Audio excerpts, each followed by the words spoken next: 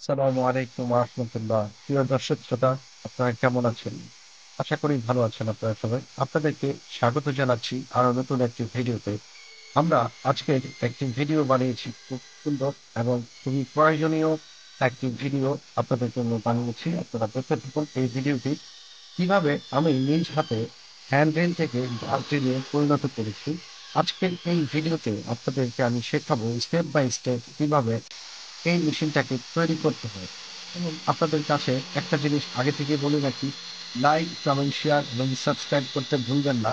আর এই ধরনের ভিডিও দেখতে চাইলে আমার চ্যানেল থেকে ফলো দিয়ে আমার সাথেই থাকবেন। ধন্যবাদ। তাহলে চলুন পুরো ভিডিওটি আপনাদেরকে দেখাচ্ছি। শুরুতেই দেখতে পাচ্ছেন যে আমার হাতে কিছু লোহার অ্যাঙ্গেল বার রয়েছে, যেগুলি আমি 10 ইঞ্চি করে মূলত 4টা টুকরো করেছি। এই 10 ইঞ্চি 4টা টুকরোকে দুই ভাগে ভাগ করেছি, দুইটাকে আলাদা আলাদা জোড়া দেওয়ার জন্য।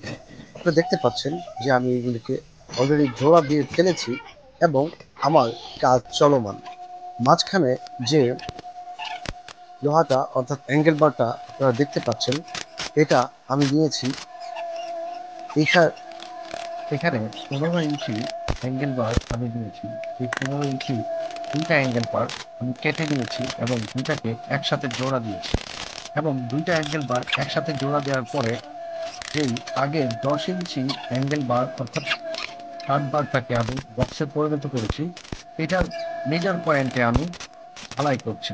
কারণ হচ্ছে এইখানে যে রোলিং চাকাটা বসবে সেটা করবে, এটার মাধ্যমেই আমার রোলিং হবে এবং চাকাটা আপ অ্যান্ড ডাউন করবে, ড্রিল হবে। তাহলে দেখতে থাকুন প্রসিডিউরটা। আবার যে মেশিনের স্ট্যান্ডটা এটা দৃশ্যমান হয়েছে অলরেডি, দেখতে পাচ্ছেন অত্যন্ত চমৎকার সুন্দর করে লাগিয়েছি। এবার আমার হাতে যেই ছোট্ট অ্যাঙ্গেল বারগুলি দেখতে পাচ্ছেন, এইগুলির মধ্যে আমি সেই চাকার বক্সটা ফিটিং করব। দেখতে থাকুন পুরো ভিডিওটা, মনোযোগ চারটা সহকারে। টুকরোকে আমি 4 ভাগে কেটে নিয়েছি এবং চাকাগুলিকে আমি লাগিয়ে নিয়েছি। আপনারা আপনাদের মতো করে 4টা টুকরো কেটে নেবেন এবং আপনাদের প্রয়োজন অনুযায়ী এই 4টা টুকরোকে সমানভাবে কেটে যেই মাঝখানের রোলিংটা অর্থাৎ দেখতে পাচ্ছেন এখানে যে এটা সেম পরিমাণ কেটে নিয়ে তারপর চাকাগুলি লাগাবেন। একটা বিষয়ে একটু আমি আপনাদেরকে বলে রাখি, নিজেদের যদি কোনো ক্রিয়েটিভিটি না থাকে তাহলে এটা কখনো বা এই ধরনের প্র্যাকটিক্যালি কোনো গ্যাজেট বানাতে পারবে না। কারণ হচ্ছে এখানে অনেক কিছু বিষয় বস্তু আছে যেগুলি বলে বোঝানোর মতো না। নিজের যদি ক্রিয়েটিভিটি থাকে তাহলেই কেবলমাত্র আপনি করতে পারবেন। এখানে যে চাকাটা আমি বসিয়েছি এই চাকাটার মেজারমেন্ট আপনাকে নিজেকেই ঠিক করতে হবে। অর্থাৎ আপনি কেমন চাকা ইউজ করবেন, ভালো ছোট বড়, সেটার উপর ডিপেন্ড করে হচ্ছে এইখানকার ম্যাচ। ওকে, আপনার এখানে যে ম্যাচিং এর বিষয়টা এটা হচ্ছে আপনার উপর ডিপেন্ড। তো অলরেডি আমি এটা লাগিয়ে ফেলেছি খুব সুন্দর করে, চমৎকার। এবং এটার আরো কিছু কাজ আছে। উপরের যে অ্যাঙ্গেল বারটার উপরে যে এটা বসবে সেটাকে এখন আমি ঝালাই করবো, ঝালাই করে এটাকে কেটে সেটে নাট দিয়ে এটাকে আটকে দেওয়ার জন্য। এখন যে জিনিসটা আপনারা দেখতে পাচ্ছেন, এটা কিন্তু আপনাদের নিজেদের ক্রিয়েটিভিটি যদি না থাকে তাহলে কখনো এটা আপনারা বানাতে পারবেন না। এটা কোথাও কিনতে পাওয়া যায় না। এটা আমি নিজে তৈরি করেছি, নিজে বানিয়েছি। এটার মাধ্যমে এটা আপ এন্ড ডাউন করবে এবং খুলবে লাগাবে জিনিসটা।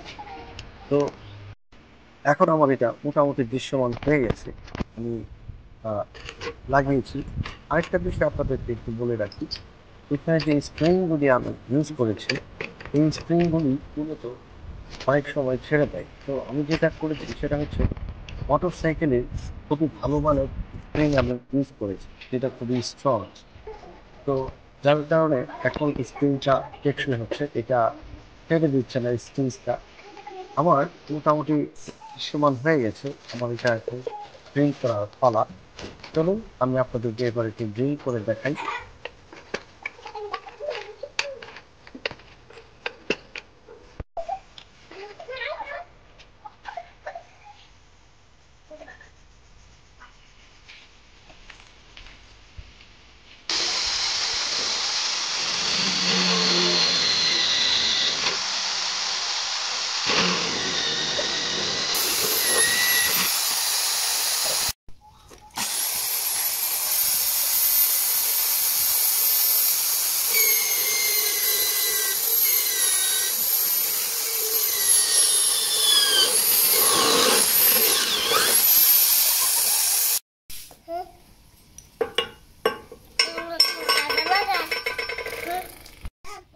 আপনাদেরকে আরেকটা বিষয় না বললে তো আপনারা সেটা আবার করেন না।